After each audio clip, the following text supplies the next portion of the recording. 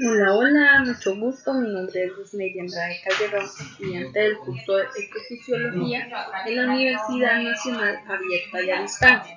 El día de hoy vamos a hablar acerca de los factores bióticos y abióticos, los cuales nos ayudan a conformar todo el medio ambiente de los seres vivos que nos conforman. El factor biótico está compuesto por las plantas, por medio de los animales, etcétera, etcétera.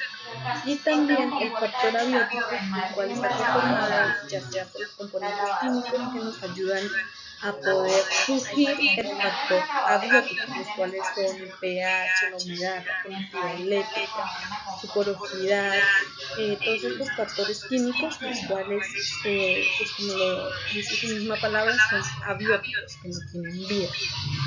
Entonces, dentro de este tema vamos a encontrar la homeostasis, la cual comprende los procesos biológicos que sirven para mantener las condiciones internas de un ser vivo lo más constante posible. Esto se aplica principalmente a los organismos complejos como animales y plantas.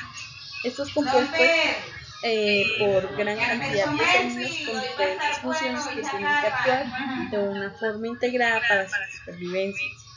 Se ha utilizado el compuesto orgánico de bajo peso molecular como glicina betaína y poliaminas con mucho éxito en diferentes especies de plantas para inducir la tolerancia a las altas temperaturas, como por ejemplo está la cebada, la cual se ha reportado que con tratamientos a semilla con glicina betaína se lograron menores daños a las membranas y mucho mejor tasa fotosintética.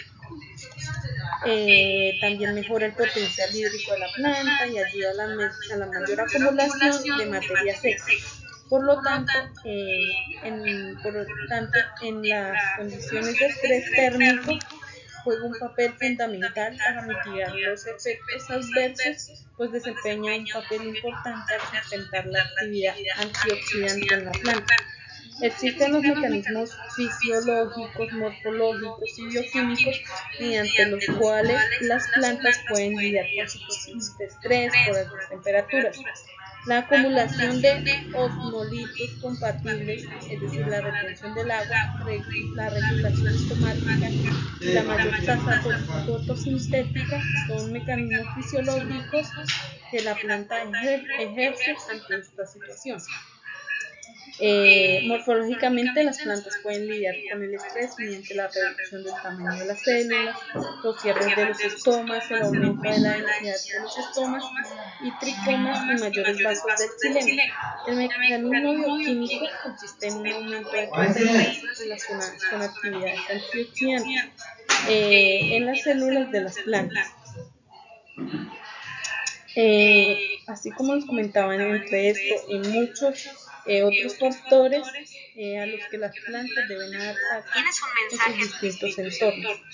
Uno de los más importantes es sin duda el suelo, en el cual es la fuente en donde se encuentran todos los nutrientes, toda la capacidad disponible para poder ayudar a la supervivencia de las plantas, los cuales pueden ser la fuente de minerales y de soporte para la mayoría de las especies, en donde también influye sus diferentes capacidades o sus diferentes parámetros, los cuales se encuentra la porosidad, el pH, su nivel de permeabilidad o salinidad, los cuales también pues de eso depende mucho la supervivencia o la adaptabilidad de las plantas para que puedan tener todas sus condiciones o sus necesidades para un buen crecimiento y buen desarrollo.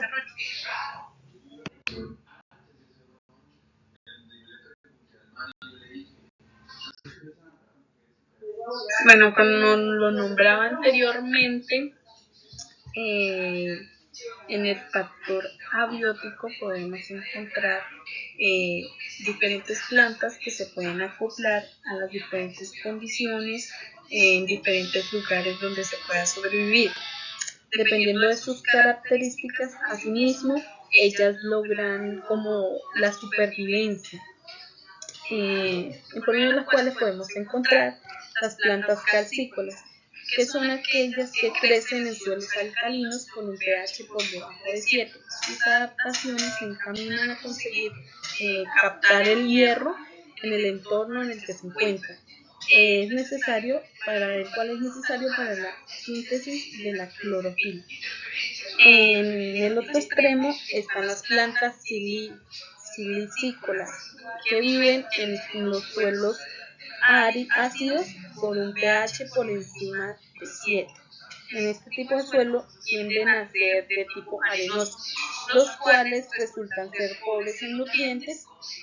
Algunos de los ejemplos de las plantas que se adaptan a este tipo de suelos son el castaño y el alcornoque.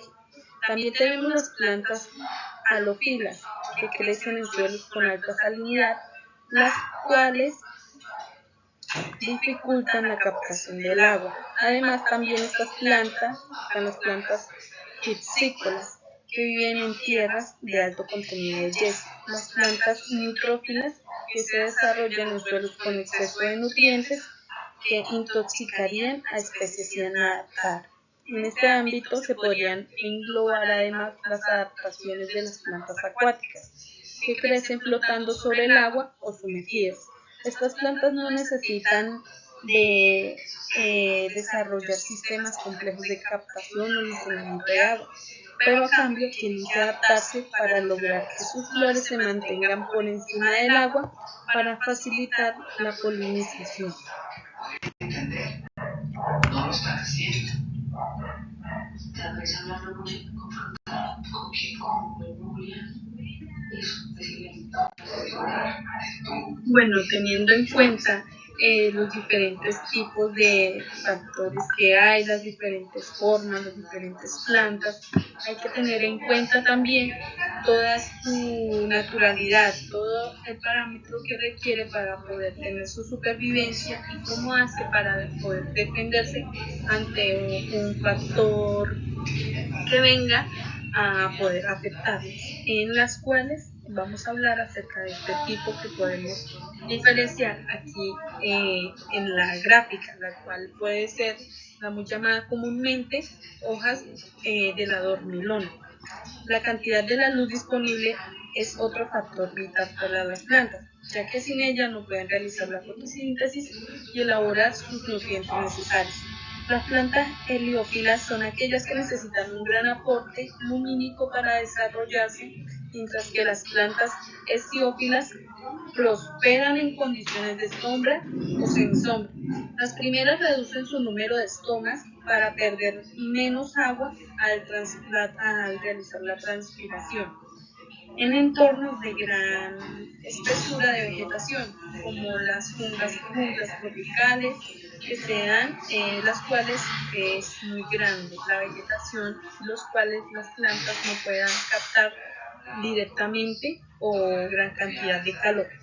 También aparecen las plantas epífitas, que crecen sobre los troncos o ramas de otras plantas en el lugar del suelo. En algunos ejemplos encontramos las orquídeas, las bromelias o algunos tipos de helecho.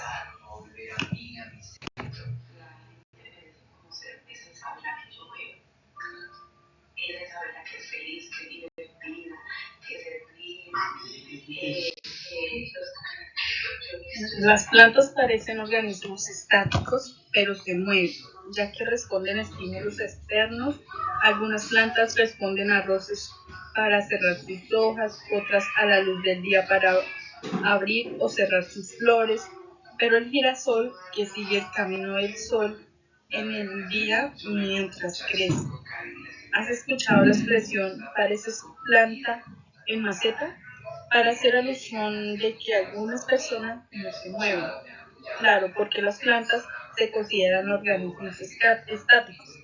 Sin embargo, a pesar de que las plantas están ancladas a la tierra y que parecen moverse solo por efectos del viento, en realidad responden a diferentes estímulos con movimientos que nos pueden sorprender, como las hojas o las flores de las plantas. Pueden tener movimientos súbitos y rápidos, tal como es el caso de la hoja conocida como dormilona, las cuales se cierran de inmediato al ser tocadas.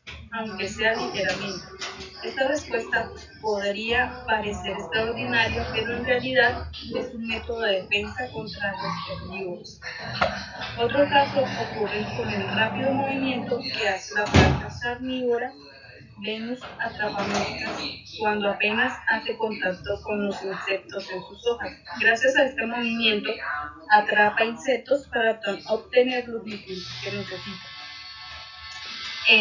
Otro de los cultivos en los cuales debemos de tener en cuenta las características en las cuales ella se desempeña podría ser el frijol, que al momento de registrarse una temperatura que oscile entre los 16 a los 28 grados Celsius, combinadas con una humedad relativa del 85%, incrementa la aparición de enfermedades como el virus del mosaico común del frijol y las bacteriosis común o la mancha angular, las cuales afectan drásticamente el follaje de los cultivos. Los periodos prolongados de lluvia y alta humedad relativa incrementan la incidencia de plagas como el picudo de la vaina del frijol, que atacan en etapa de floración y formación de vainas y babosas, que dañan las plantas. También podemos encontrar el ciclo del café, el cual se caracteriza por la activación del incremento vegetativo y la floración con el comienzo de las temporadas de lluvias, el desarrollo de los frutos durante la estación lluviosa y la maduración de los frutos al comienzo de la estación seca. Siguiente, con variaciones en función del clima, la altitud y la variación de café. Si durante la madurez de la flor se da en un periodo de 12 a 16 días sin lluvia, el rendimiento de la polinización puede reducirse afectando la fructificación hasta de un 90%. Bueno, teniendo en cuenta toda la información otorgada anteriormente, podemos evidenciar la gran importancia que se debe tener al momento de poder realizar algún tipo de cultivo o implementar algún tipo de cultivo, donde tenemos que tener en cuenta las temperaturas, que la ubicación, todos los componentes del suelo en los cuales tenga un pH dispuesto, en donde tenga todos los nutrientes disponibles para poder obtener un buen desarrollo, en donde pues los agricultores no se vean afectados a futuro, donde puedan tener plagas o puedan tener una baja producción hasta pérdidas económicas. Inicialmente hay que hacer una evaluación de todas las condiciones en las cuales nos rodean para poder estimular si es viable o no es viable, si la cosecha que yo vaya a realizar o ejecutar o árboles que vaya a plantar me cumple el área con todos los requerimientos y las necesidades para que se puedan adaptar a ese medio.